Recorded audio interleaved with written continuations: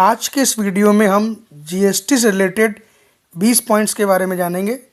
तो स्टार्ट करते हैं। सबसे पहले जीएसटी का फुल फॉर्म है गुड्स एंड सर्विस टैक्स। फिर आईजीएसटी का मतलब है integrated goods and service tax. CGST central goods and service tax. SGST state goods and service tax. UTGST that is union territory goods and service tax. GST is applicable in India with effect from 1 जुलाई 2017। 1 जुलाई 2017 से GST Bharat में लागू हुआ। First state in India to pass GST bill, पहला राज्य जिसने GST bill pass किया वो है आसाम। किस टैक्स को जीएसटी ने समाप्त कर दिया? तो service tax is abolished by GST. HSN code, HSN का फुल फॉर्म है harmonise system of nomenclature code. ठीक है, harmonise system of nomenclature code.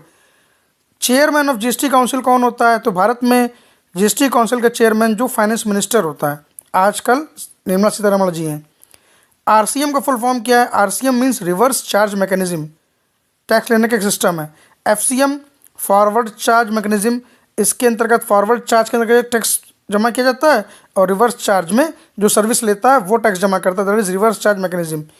GSTN का फुल फॉर्म है goods and service tax identification number, ये 15 डिजिट का number होता है। ठीक है।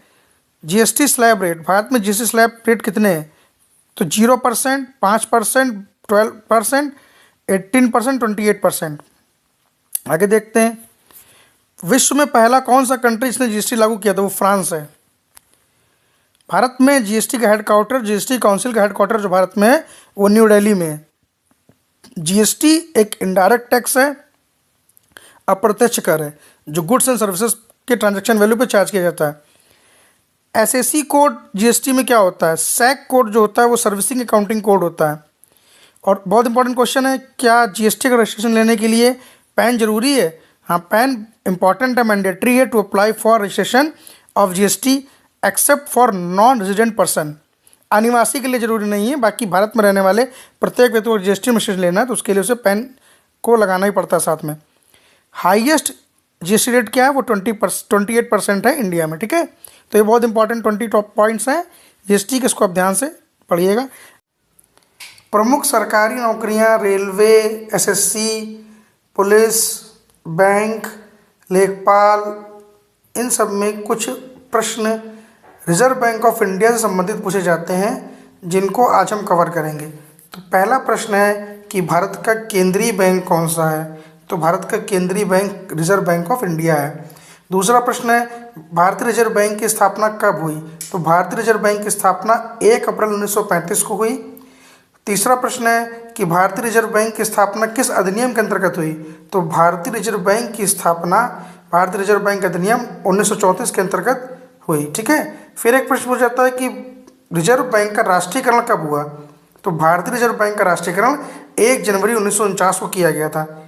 ठीक है। एक प्रश्न है भारतीय रिजर्व बैंक का केंद्रीय कार्यालय सबसे पहले कहाँ बना था? तो सबसे पहले कलकत्ता में बना था, उसके बाद में स्थायी रूप से इसे 1937 में मुंबई में स्थानांतरित कर दिया गया। आगे देखिए, रिजर्व बैंक ऑफ इंडिया के राष्ट्रीयकरण के समय रिजर्व बैंक का गवर्नर कौन थे? तो 1949 में रिजर्व बैंक का राष्ट्रीयकरण हुआ था, उस समय के तत्कालीन गवर्नर थे सीडी देशमुख जी।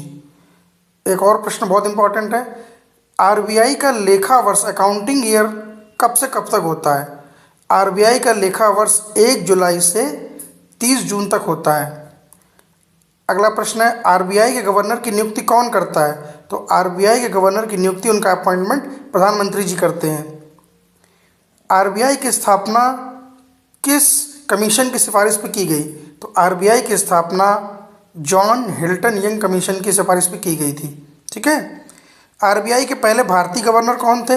श्री सीडी देशमुख जी थे। आरबीआई के पहले अंग्रेज गवर्नर कौन थे?